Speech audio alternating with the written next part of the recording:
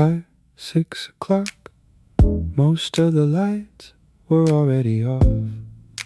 A few empty chairs, coffee cups, someone's jacket still hanging by the door. I put mine on, picked up my bag, checked the weather, looked at the map. 23 minutes home, almost. I pressed the power button on my screen, then stopped one unread email sent.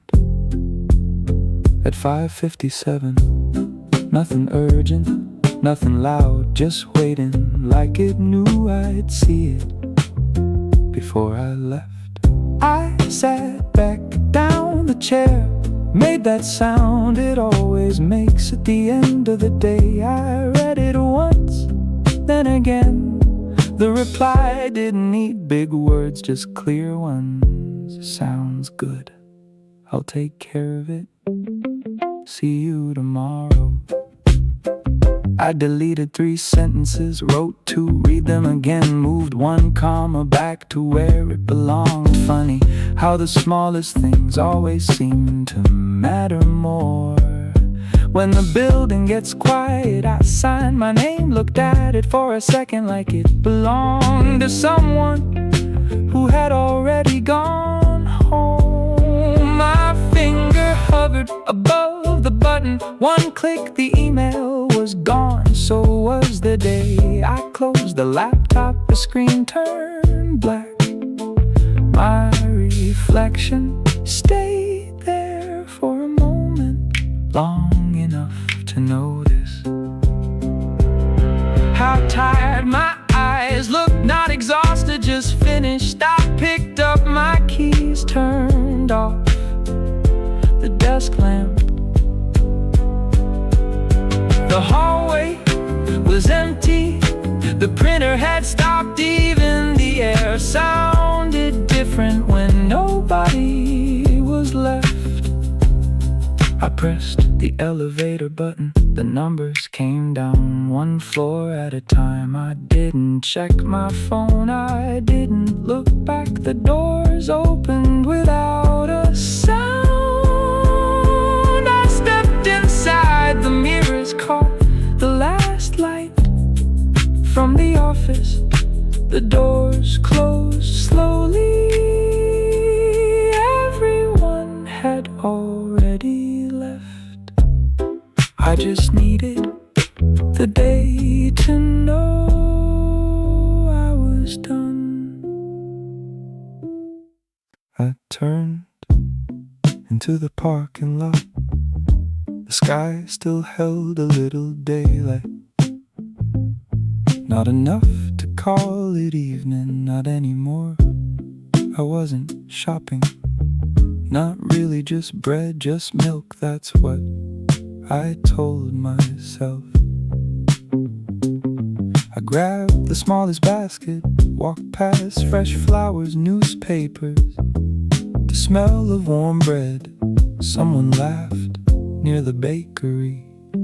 A little kid asked for cookies. His dad pretended to think about it. I smiled without meaning to. The milk was where it always is, so was the bread. I picked them up, then stopped. Coffee almost empty at home. Better grab 1 pasta. Didn't sound like a bad idea. Bananas for tomorrow morning, a jar of peanut butter, because somehow I'd forgotten I was out. The basket was heavier than I planned. Funny how that happens when you're not in a hurry. The couple in front of me couldn't decide what to cook.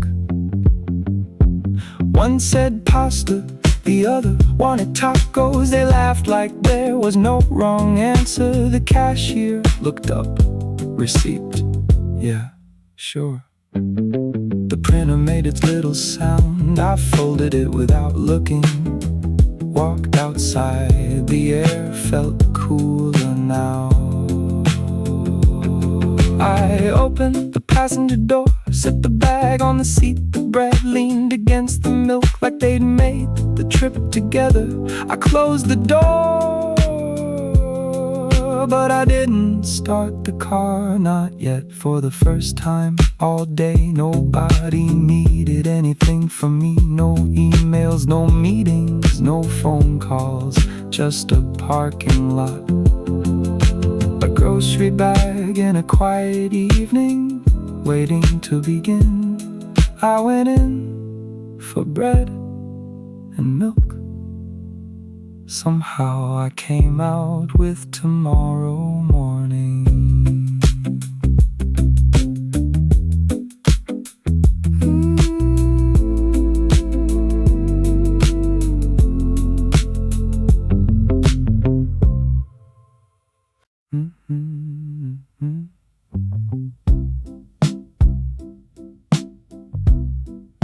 The engine stopped before I moved. My hand stayed on the wheel for another second, maybe two. The radio cut off mid-sentence like it knew the drive was over. The grocery bag sat beside me, bread, milk, coffee, bananas, everything for tomorrow. The porch light was already on, warm against the evening sky. Someone across the street pulled their curtains. A dog barked once, then the neighborhood settled into itself. My keys were still in my hand. I could have walked inside at any moment, but I did not yet. The windshield held the last bit of daylight. The trees moved gently in the wind. A cyclist rolled past without a sound. Somewhere a garage door closed, then everything was quiet again. My phone stayed face down, no vibration, no messages, no missed calls. It felt good not expecting anything for the first time. All day nobody needed me to answer, to fix, to decide, or to hurry. I leaned back, closed my eyes just long enough to hear the engine cooling down. Little clicks one after another, like the car was finishing its own day.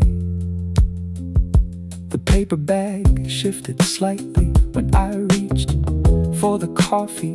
I smiled, thinking about tomorrow morning without really planning it.